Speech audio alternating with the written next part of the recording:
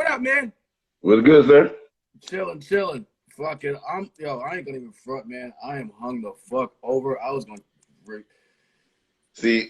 I didn't do that last night. Huh? Because the other night I was lit. I was like, all right, tonight I'm gonna take it easy and just smoke out. I didn't even go out, man. The shit just caught up to a nigga, man. You know what I mean? Like, ain't no way to really go. Huh? Where we going? I'm going. My going out is doing shows. Yeah, this was just a couch debacle. What the fuck that was, man? You're like, for real. So I watched my Michigan Wolverines lose. Oh man. Yep. Waste the time. Of course, man. So now you in a better shape than you went to the gym. This nigga's like, I'm at the gym. I'm like, fuck out of here. Yo, we got. I had to get up, man. I got up like about 10:30. I was like, all right. I thought about it. I was like, let me see something. I called the gym because I went a couple of days ago and it was shut down. So they changed the hours all up. Everybody don't want to go in there and put their mask on. They had a sign up saying it's optional. Don't make it optional. Because now everybody want to book it. I ain't got to wear my mask. I'm going to just go ahead and rock out. No. Right. That shit was crazy. So, yeah, I just had to get up today. No doubt, start off in a good way. No doubt, man. Episode 77, a special one. My man, Elder Sensei, Dirty Jers, one half of the legendary Artifacts crew. And this is some kind of off-the-cuff shit. We're going to be talking some old school hip-hop, seeing what you're up to. And then about 2:30, we're going to share a little special announcement with you guys. So stick around for that. So a couple ground rules before we get started. If you guys got any questions for El, I mean, you can put them in the questions feature. We're not really doing it like that, but please put them in the questions feature. That way I can pull them up, and rather than just using the chat. Also, just like on the page, if you get on any fuck shit in here, I will send your ass home, man. Not especially today. I'm fucking holding on by a thread. Fuck out of here. Gotta take my glasses. I forgot I gotta read too. Shit. Oh yeah. Need my medicine.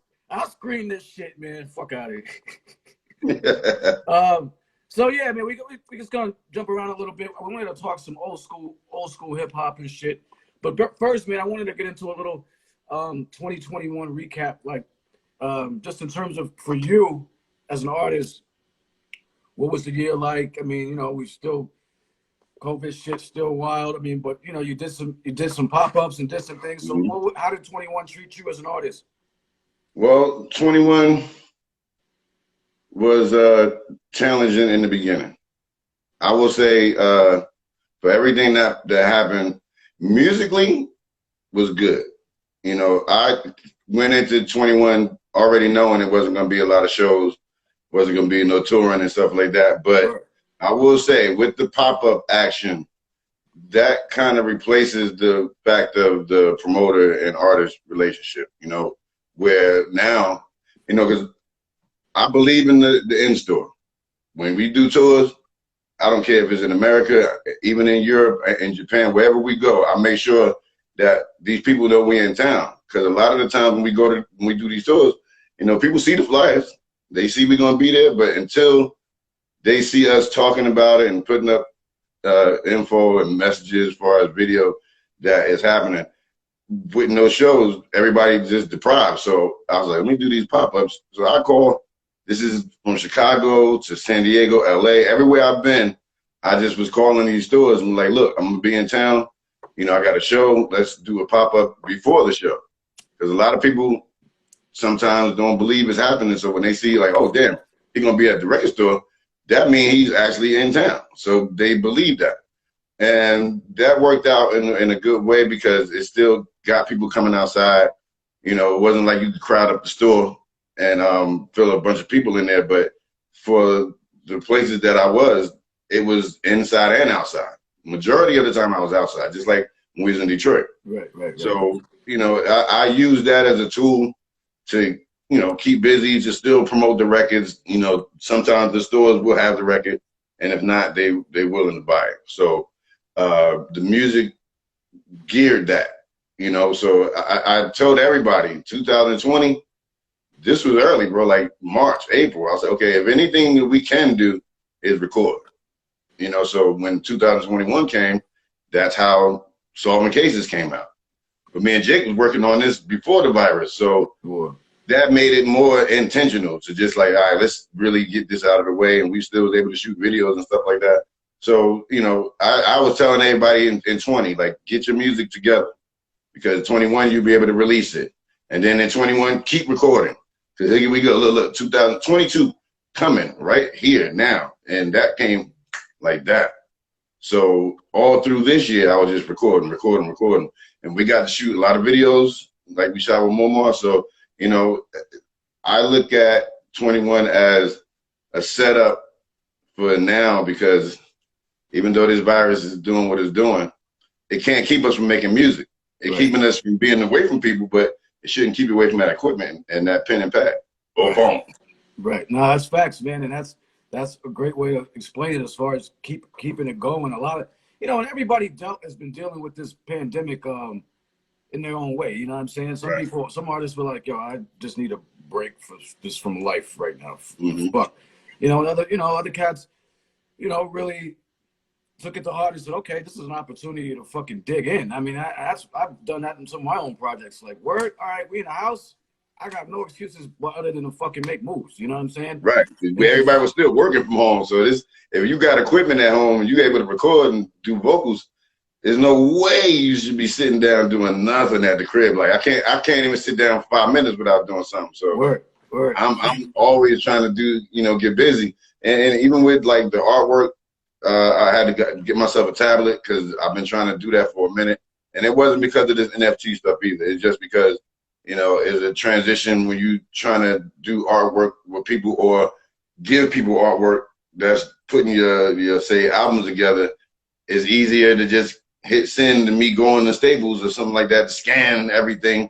So I figured, let me get this thing so I can get busy a little bit more. Because I always wanted to incorporate the artwork with the music anyway. Right. And I'm always hiring people to do other things. So this was another outlet for me to say, like, let me take a little bit more control of my situation, because everybody always asks me about the artwork anyway. So this was just another added piece to everything I'm trying to do. But yeah, man, like, you know, I've had a lot of people sit down from the music, you know, just for the fact that, like you said, this is life right now. But in life, you adapt to a lot of different things. If you want to make music, you're going to make music. And for me, this is the business. This is how I make my money. This is like, you know, a lot of people make music just to make music, and that's not me. You know, I'm putting this music. I tell everybody, like, yo, when we making these songs and we in the studio, these records are coming out. We're not just going to be playing these, getting in the car, you know, listen to what I'm doing now. Like, nah, these records are coming out. It's serious work. You know, we getting with labels and labels getting with us, you know, just because it's only a handful of people that's really, really, really working, like putting out new music out, willing to be motivated to put it out to the masses. Because I tell everybody, you can freestyle all day. You can go on all these shows and spit your brains out. But at the end of the day, your main goal is to put out music. That's your legacy. A lot of people remember lines, but they ain't gonna remember the lines like they remember songs. These songs are embedded in people's heads. So you have to make that your business to put music out. That's the only way people gonna know who you are. I wish I could clone you and send this to like a bunch of motherfuckers, because you know, I don't get it, man. And that's the freestyles and shit. That should be some filler shit while you're working on something, maybe just to kind of keep your name out there. That shouldn't be the primary thing. Your shit in a car. Who the fuck cares, man? I don't want to see you spitting a car over industry beats no more, man. I'm sorry, that shit is old. Yeah, I mean, this I think like everybody know the tools and things that they need to do to get seen and heard.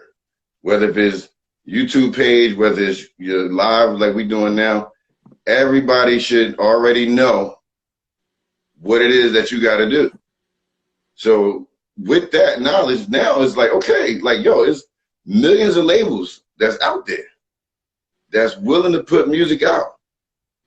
But they and I'm gonna say this next, it's the first fucking day of 2022.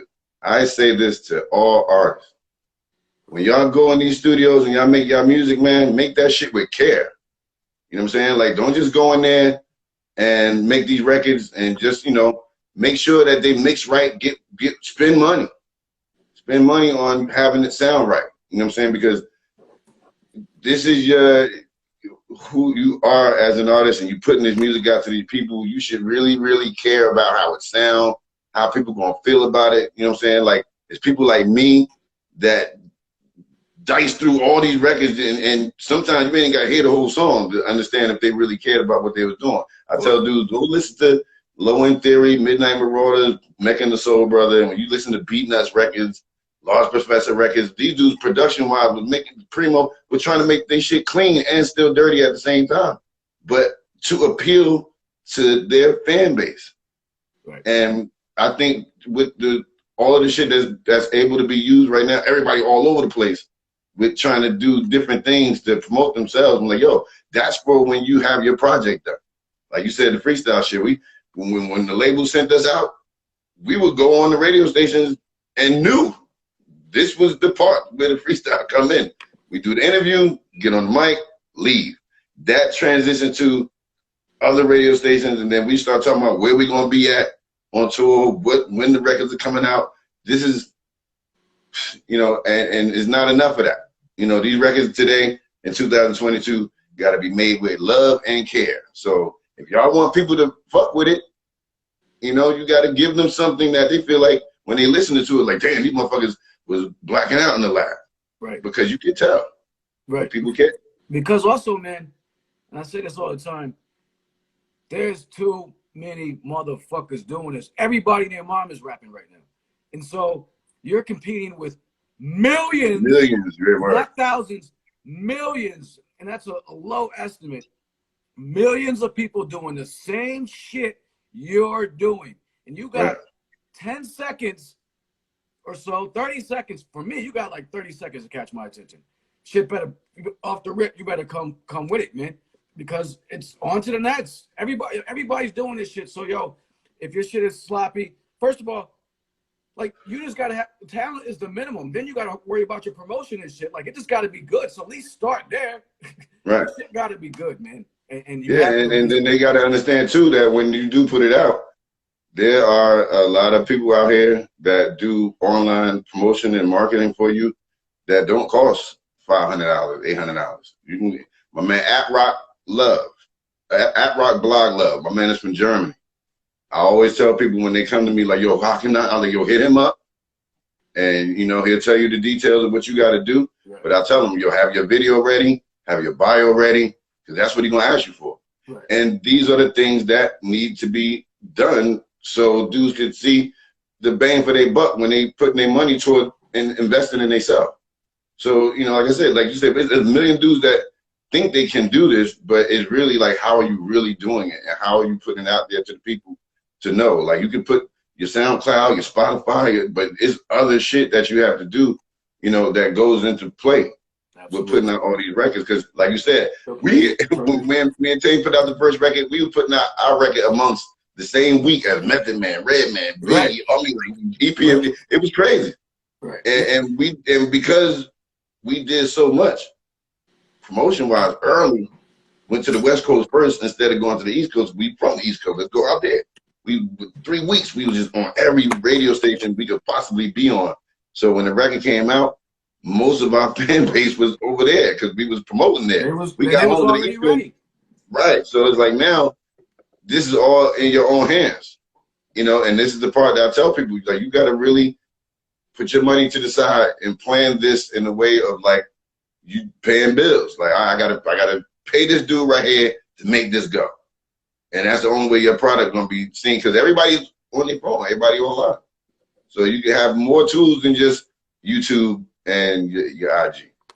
That's an important thing. You got to be willing to spend money, man. And it's not a hip hop. We have this like poverty cheap mentality for some reason, because maybe it's because we came from, like, all this shit came from nothing. So maybe we look at it like that. I don't know what it is, man. But, like, this is a fucking business, yo, and it's the biggest, one of the biggest businesses, biggest things in the fucking world. Like, this shit is huge, yo. Everybody steals hip hop shit, and the hip hop is the rap music is the biggest fucking shit out there, man. And still for over 20 years now. Right, like the underground shit, the bullshit, all of it.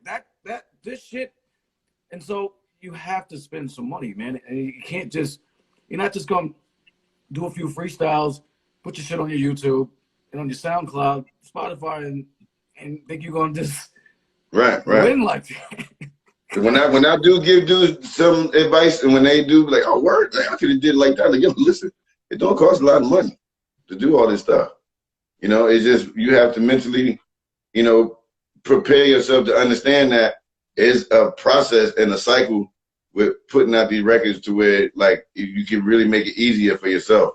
Right. And just understand that, you know, like you said, there's a million people doing the same thing you're doing. How do you differentiate yourself from all these people? And that's not just musically. That's just even how you doing your business. Because this dude over here can be way nicer than you on the mic, but you as a popular person and the MC in your own right, you can do way more than this person because your moves that you're making are putting you in a position to do way more. That's why I say these dudes got to think about, you know, in your own town, your own city. You even if you're not getting booked for a show, go to these record stores. There's vinyl stores everywhere. But it's just that you have to be inclined to know that's another part of this that you have to do, because that avenue, if you ain't used it yet, once you start doing it, you be like, damn, I could have been doing it. Right. And it is so many options out there for everybody. Right. You just got to know that they're out there. Right. And be willing to try some different shit too. Not, you know, right. Got to try some stuff. If it don't work, it don't work. Then you know. No, and then don't get discouraged. Don't get discouraged. And yo, I'm gonna tell y'all too, don't look at everybody else's page and see and watch what they doing to think you're gonna get the same results if you do the same thing. Whether it's selling merch, whether it's putting out music, you know, you have to understand that some people are good at something that you may not be. That should just motivate you to let me get my shit right. Because this shit, nobody gonna help you. Like, you really supposed to get help. Because that's why me and Tame and myself are so, let's go. Because, like, we knew, even back then, like, these dudes at this label, they don't care. They getting a check. You know what I'm saying? We the one group, then the next group comes, they do the same cycle for them. So when we got by ourselves, and that's why I started putting out so many records when I got to be an independent artist, because I'm like, shit, I ain't got no chains on me now. I can wild out, make my own decisions. Even sometimes we're having management. For a lot of this shit I'm doing, if I had a manager, I probably wouldn't be doing half of the stuff. Because he probably wouldn't think that it would be feasible for me to do it. Why? He getting the cut. So he's going to get the highest money to get, because he got to get a cut out of it too. Right. But as far as for me, working with all these other artists, it'll kind of fuck me up, because you don't want the reputation of being the hardest dude to try to work with through a price. You know what I'm saying? Everybody got a price. But you got to, you know, understand that with all these different prices, everybody ain't the same. So you got to deal with every situation accordingly and deal with it in that way, and then you move on. But I always say, if you got 10, 20 people lined up for your service to do, whether if it's a hook, a verse, a show, you outlast all those options to do all that, to get people to even notice you, to get them to ask you that. And for them to ask you, you have to be good at that. I did the show I did in New Mexico. I'm gonna tell you right now, I was licking my chops in that show, because it was all young dudes. I was the oldest dude in the spot. When I came up in the spot, these little dudes came in with their merch. I came in with my merch, but I'm bringing the table over. He thought I worked there. So they was like, yo, OG, where's the sound man at? I said, I don't know. He might be over there. And she was like, yo, you can help us. I'm like, I'm like y'all tonight. I just don't know who I am. But he over there. So I set my table up. They set their table up. These dudes got to be like at least early 20s, you know, damn near out of their teens. And my man came over to my table. He looking at all the stuff. He touching it. He's like, yo, damn, it's kind of dope. He saw the Scully. He's like, how much is that? I was like, 20. He's like, I don't want to cop that. I got one of their shirts, but this is before any show thing happened. So this is like a pay-to-play joint. You know, these dudes come in, bring they people in, and when they finish performing, they leave. Right. I didn't let that happen that night. So it was, you know, at least about a good maybe 50, 70 people in there at the time, and it was crowded in the spot. It looked like, I was like, my man said, look, I think this probably be a time where you might want to stop, because these dudes liable to probably leave after a while when they finish performing. So I was like, okay. And this was like, all the artists were still there, and they was inside. So I was like, all right, let's go. Got up there, man. I was at least 45 minutes. I'm up there, and I'm seeing every little dude in the spot like this. Oh, wow. Like, this is how we supposed, this is how it is. But look, everybody that got up there before me. These little dudes' songs were so depressing. Like, they just talking about the shit that you only supposed to go through as an adult when you like 30 and 40. These dudes talking about, I mean, listen, they words was, they talking about overdosing, and I'm like, oh my God, like, yo, this is crazy. So, you know, and it's serious. They just, you know, talking about drugs, and I'm like, man, this is not it. This is not it. So when I got up there, as soon as I got up there, I let them know. I'm like, yo, look, I'm 50. I'm up here. I'm about to show y'all something. Maybe y'all get it when I'm done. I straight said that. And I went through my whole show. I mean, because they was up there, you know, losing their breath. They rocking over their vocals, just doing all the wrong. So when I got up there, they noticed that it wasn't no vocals behind me. They noticed all the music was loud. I'm up there having fun, getting them to rock with me. So after it was over, all of them dudes were coming up to me like, yo, I want to ask you something. Like, yo, like, so how long you been doing this? Because you sound, and the one dude was like, yo, like, you look like you was having fun. Like, I didn't know, and he straight said, I didn't know you can have fun like that and perform. I was like, wow. Like, yo, I hit all of them up. I said, yo, DM me. If y'all want to talk, y'all need anything, whatever, just hit me up. And they was hitting me up. That's what's up, man. In LA, same thing. These dudes rocking had masks and shit on. But when they started, I'm looking, okay, what they gonna do? And we at the store doing a pop-up. These dudes got on the mic and they mask on black, and I'm like, whoa, okay.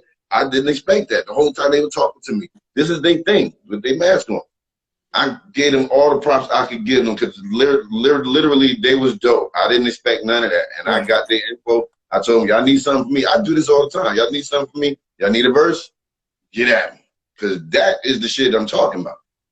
These are the people I'm looking at to say, who trying to take the torch? You know what I'm saying? Who trying to uplift? Who trying to keep this going? So these younger dudes, you know, from where we come from, we already know what it is. But these young cats is who I'm trying to tap into because these dudes know who I am. They know where I come from, but they're young. Right. Them the ones we need. Right. Because them the ones that's going to keep this shit going in a way where they understand. You know what I'm saying? So whoever they with, whoever they be around, for as an elder or something like that, the only reason why they spitting like that is because somebody been around them that they heard them kind of vibes from to do their own music like that. Of course. So these are the soldiers that I'm looking toward, you know what I'm saying, like to say, you know, this is up to y'all. And they're out there. I'm gonna be only doing this shit for as much as I can, but you know, to have those conversations with these dudes and have them understand that, like, yo, you need to really know that you can have fun and you ain't gotta rap like that. You ain't gotta trap it out. You ain't gotta do none of this stuff everybody tells. This is how I've been doing this for over 30 years. They was like, damn. So I said, yeah, it might not look feasible to you, but I ain't got no whole entourage out there. I wouldn't even be here if I was like that. But I'm just showing y'all the reason why I'm still in it is because I tend to the craft and the culture that y'all need to tap into. Because the only thing y'all gonna see far as that is on these hip hop evolution documentaries and shit like that. You know what I'm saying? That's the only way they see that.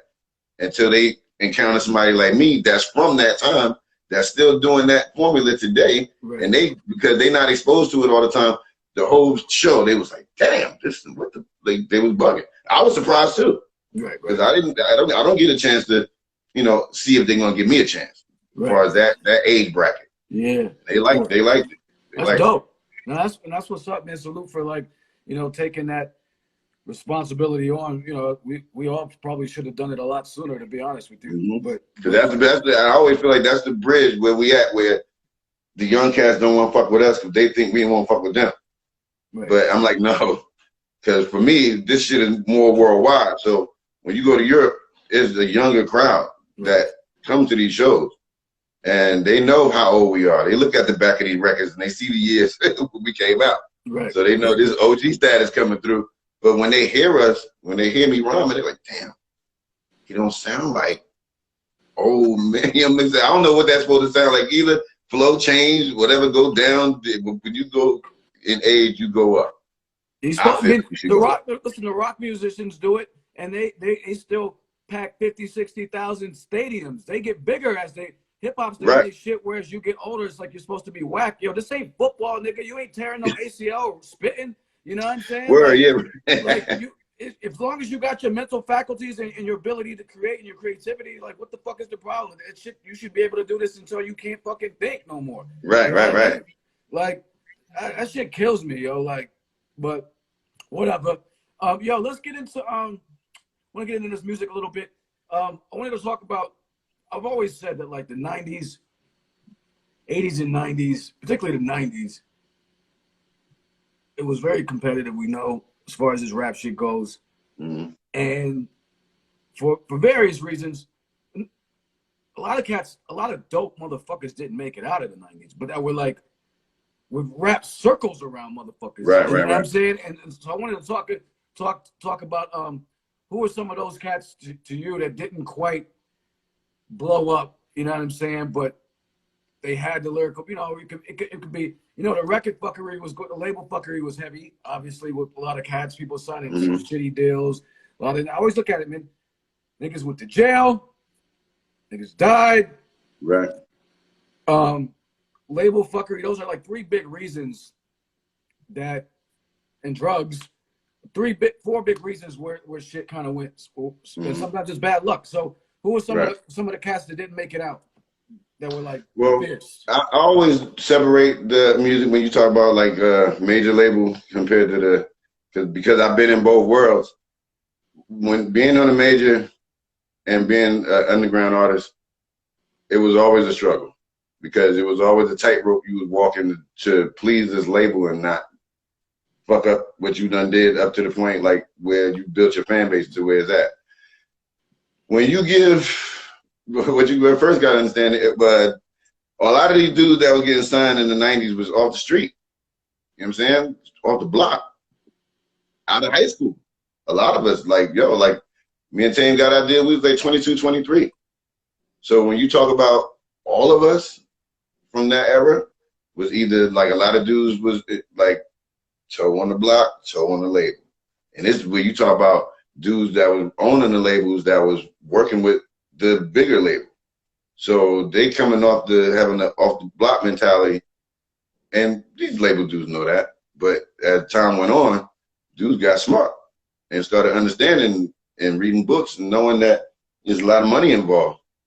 So with that too, you start understanding that you give dudes a lot of money, they don't actually do everything they're supposed to do.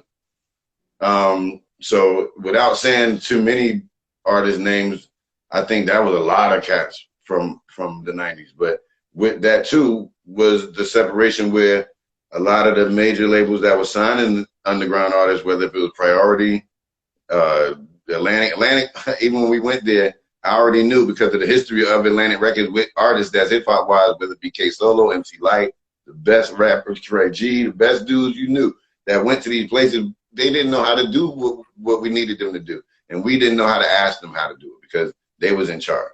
So now you got the independent world where you have now different labels that were smaller but could offer you at least a record to put out, and then we see how the record go.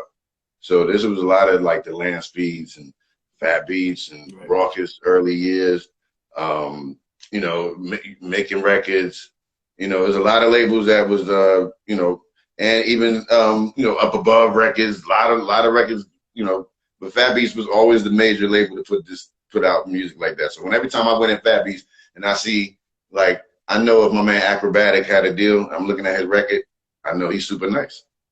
I know that it's dudes like my man Jay Trez, that you know, but I remember seeing Jay Trez years ago, was never bitter about his career not blossoming as an artist, even him being nice. My man was working, had a business job down in Wall Street, so he was cool. So that take you where we have smarts, and you're not from the block. If it don't work out, you know what I'm saying? Everybody should have a contingency plan. So he did. So, but there's some people that really want to stick it out, and we'll go hard. You know what I'm saying? So, you know, there's a lot of artists. You know, my man Punchline, Wordsworth. You know what I'm saying? Like, yeah, big up Wordsworth. We had him on the show about a month ago. But you know what I'm saying? But you know, he went a different lane too. You know, doing the education stuff, and, right?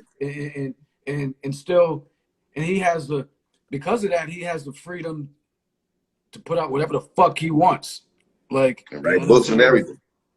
And that's the thing I'm saying, where it's like, you know, if it's never, I could say so many more names, Elder Head Toucher, Yo, you know who was, listen, maybe you even know what happened to him. I don't know. You know who was super dope to me that, like, album front to back was just fucking ridiculous? Rumpelstiltskin, yo. Yeah, B. Yeah. I And seen this dude rest in peace, Geronimo passed. rest in peace, Geronimo. Yeah, he just passed recently, like a few months ago. Twiz told me about Yeah. it. Yeah. I heard that shit. When I heard Attitudes, yo, that was 11th grade. We was like, what the fuck is this shit, man? And we knew, you just knew it was gonna be the next coming because all the energy and where it came from. Yes, I know what you're talking about. Yo, the whole shit, the therapy, man, yo, that album is complete fire, yo, and that was it. It was like, what the fuck, man? So they to me, I was like, oh man, I would have loved to have heard more from them. I'll tell you another dude, my man Godfather Don. This dude got records out in the world that a lot of people don't know about. Man, this nigga make beats too. And you listen to a lot of his records. I'm gonna tell y'all, listen, everybody, the 22 people that's watching, when you done with this shit, check out my man Godfather Don on YouTube and listen to his music. When you hear that shit, you'll feel like, damn, this nigga should have been, way bigger than what that was. But guess what? Sometimes it's not in the works, and it's probably a lot of things that could have happened that made that not blow like that. But it also has to do with the fans, people that's supporting him. If anybody know him, tell him I said what up. I know the dude library and catalog is strong, but but this is what it is of being a fan, and sometimes you never know what the artist's going through when all these things happen. Mysterious Misfits. Like, come on, man. I could go down. My man Buddha Stretch was in like 2 groups at a time. Him and Big Ill.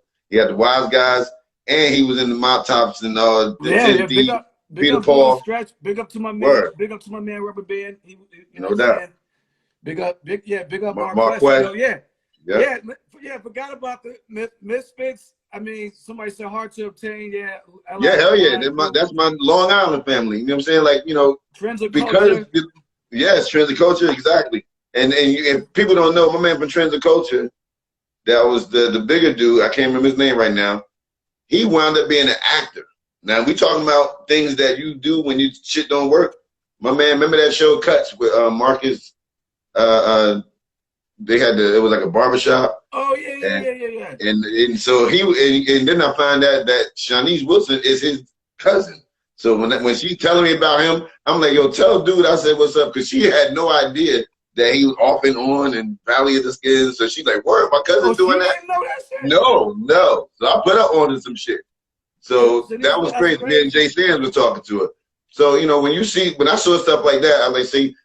It's really like about you just having the understanding that you gotta know that everything always ain't gonna work. Common had a line in one of his songs in the Resurrection album where he said things didn't work out how they planned, as far as what he thought it was gonna be like when he signed his deal.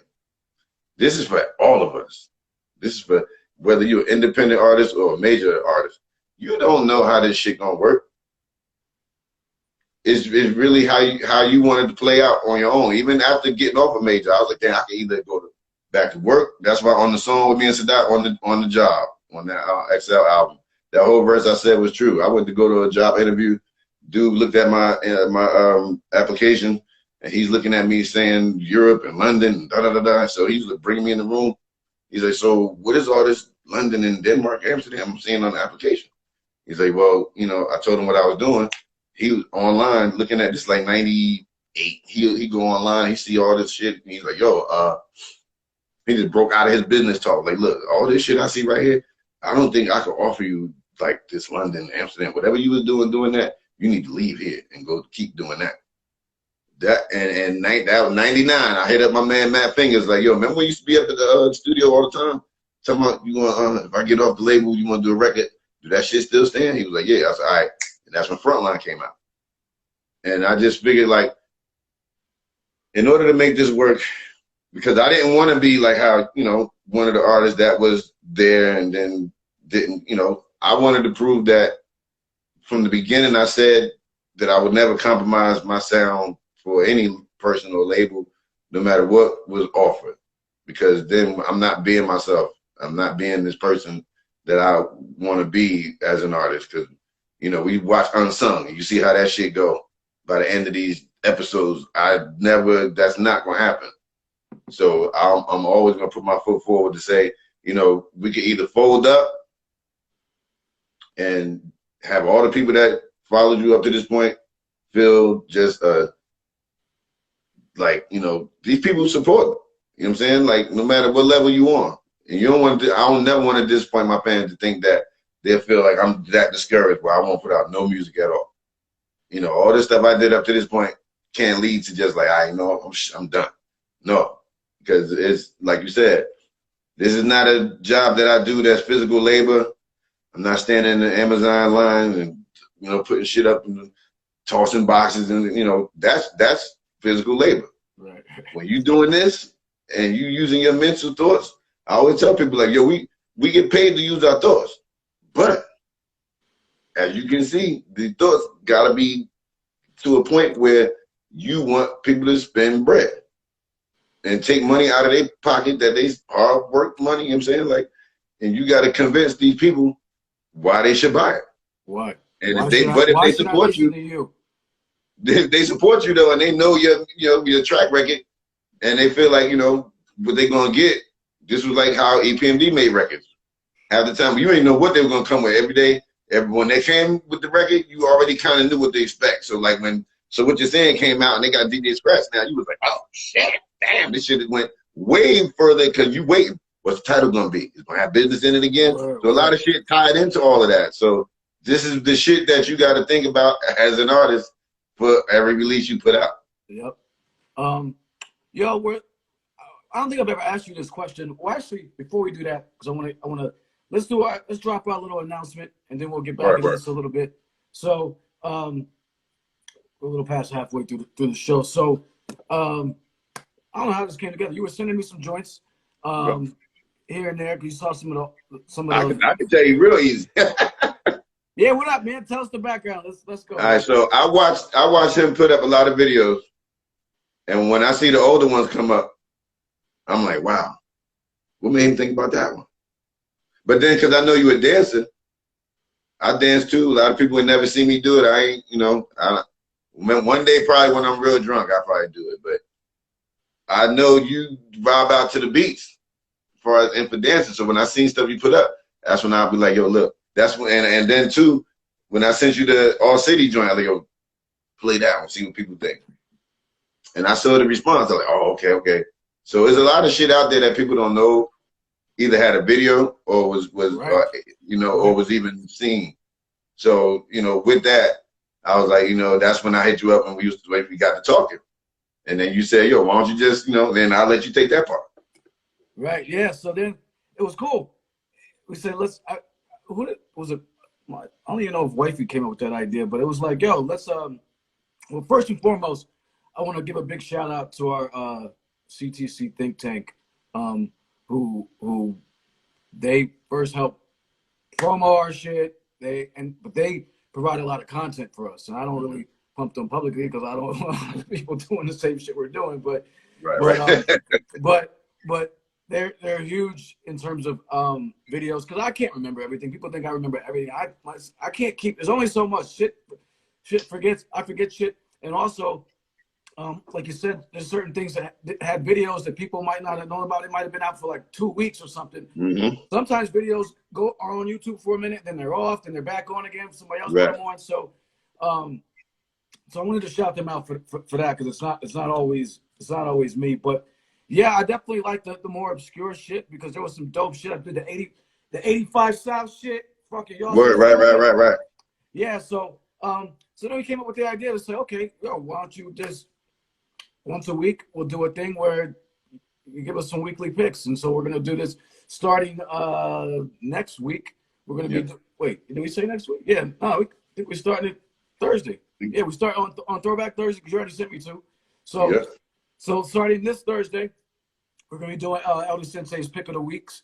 It'll be good for fitting for Throwback Thursday. And it's going to be ideally something with a video, but obscure shit you may or may not have heard, and it's gonna be fun, man. I mean, and it'll be a good way, one to you can contribute to the page, and that's really dope. But also, it shows, because you were talking about, like, it shows another side, yo. Like, it's dope that your whole page is just your music and what you're doing and stuff like that. But like you said before, you were on Facebook and stuff and used to be more active as far as like talking more about the culture. So it'll be fun to to see your insight on that. Yeah, this is and too, a lot of times when I put it up, because I like that, I don't know what app I'm supposed to use, or because I got the repost joint, but I can't, from YouTube to doing that. I was like, yeah, he good at that. Let me just give him some joints to see what he feel. And that's when we got to talking about this. So, like, me as an artist, I tell people all the time, I'm the fan first. So when I meet a lot of artists that I listen to, I give them their flowers. I walk up to them. I let them know that I know their music. And for example, like AG, when I go on tour with AG, and this happened, we went to Spain and we did a big show in Madrid. And Paul was with us too. So my man Beneficent. So we out there and we get on stage. This is the first show. The promoter's like, yo, y'all got like an hour and a half left to do what y'all gotta do. He's like, damn. So we can't go separately, so we went up in the dressing room.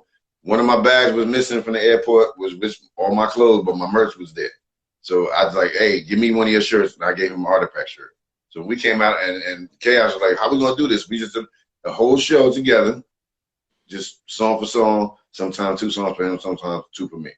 So, but what AG forgot, because I did a tour with him before in 2003 when I first met him. But even then, I'm on the side of the stage. He's looking at me, saying all the words. So this night we on stage together. So I know he don't know all my stuff, but I proved to him that night, because he got so like charged up while we was on stage, because I'm backing him up every line, like all his joints, and he's even newer ones. So he's like, so he was all the way over here on the other side of the stage. I'm rocking. He came so far from over there, full speed. Damn, they knocked me down. Mike hit me, everything, because he was watching me perform. And when he came to, and he knew the song. So when he came over to me and he on stage, my bad. But after it was over, he said, "L, you know what I gotta remember about you? You was that dude in school that knew all the fucking songs. When you was rhyming, you wanted to be Rakim. You wanted to sound like him. Like, I'm talking about like the lyrical capability part. Like, you really care about that. When I'm watching you over there, when the reason why I ran over there to you, because I'm watching you into your shit, and that drew me into you. That's why I ran over there. And then I had to remind myself that this is what Raider was talking about when he was talking about him, you and Tang. Like, y'all niggas was like him. Y'all was like me. So, but when he said that, I told him, yeah, I was a student of Kane, Rakim, KRS, Chuck D for the voice, but still with conviction with the words he was saying. So, yeah, I was that. But it was funny that he said that, because pretty much that's what it was. Like, for a lot of cats that was growing up trying to rhyme. You had your favorite person you liked. You sounded like that person until you knew you were like, I'm gonna find my own style, do my own thing, because I can't be coming up sounding like this guy and everybody saying it. So, things like that, I always tell people, like, I walked up to Rockmore same way. This when the UN album was out, and I heard that album, me and Chaos just play that shit to death, because and salute R.I.P. to Mike Rohr from the UN. He passed away last year. So I saw that, and I hit Rock Moss up just to let him even know that I was thinking about it, because I'm a fan of a lot of these dudes' music. So, as a kid, I walked around with a radio in school, lunch room, study hall, all my work done, but I'm walking around with a radio in my book bag. So people from high school know me. They'll tell you that too. I always had headphones on.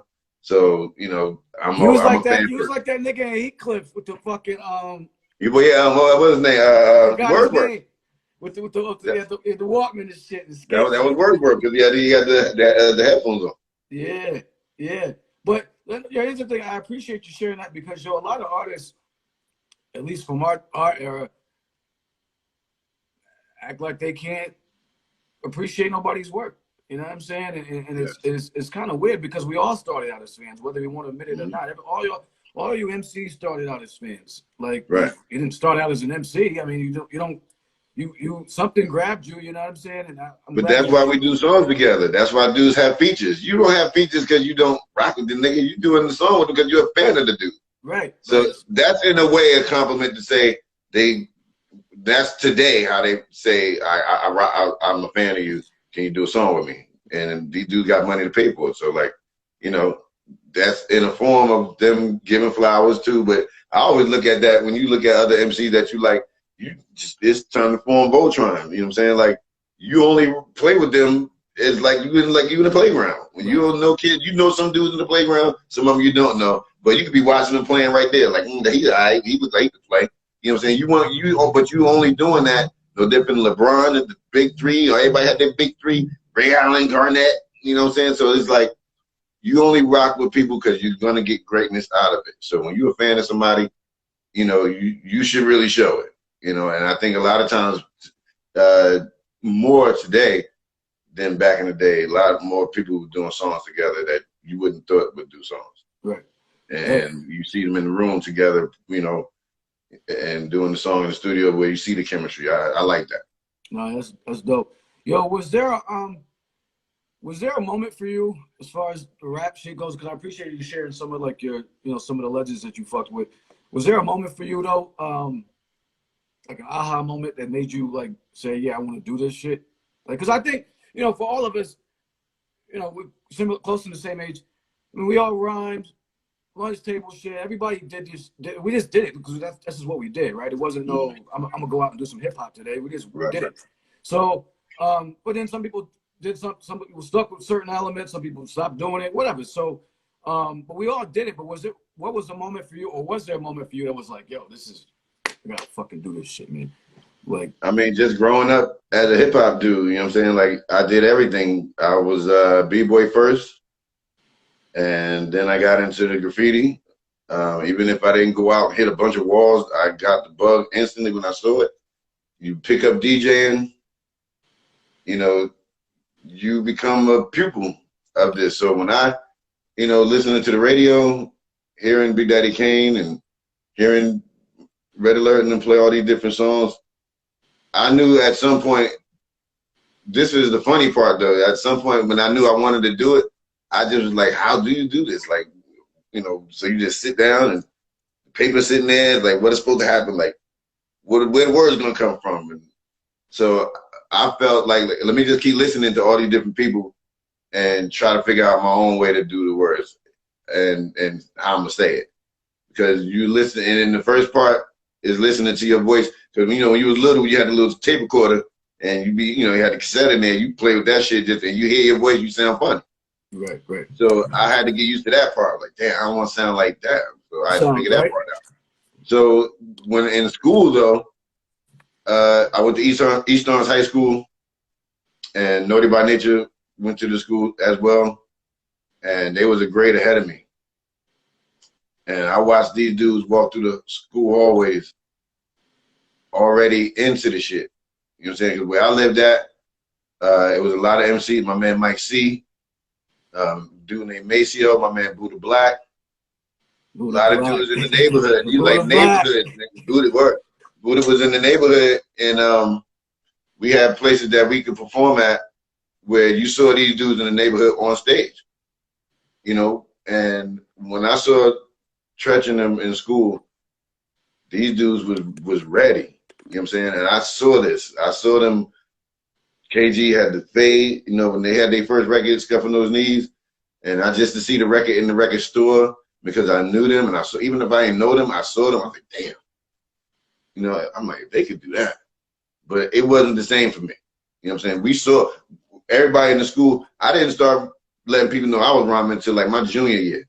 Oh, shit. And these dudes was always doing it. Right. So they were seasoned, you know what I'm saying? Like they had to look. Yeah, and I was just trying to understand, like, how is that already now for them? And but watching them and being in shows with them, I always was runner up. I always would lose or come in second place or anything, but they knew who I was. But when Treach found out I could rhyme, And that I did a show junior year. All my dudes, like I got like 20 dudes coming down the aisle, all dancing, phase, polo shit, everything. This is early, be like 88.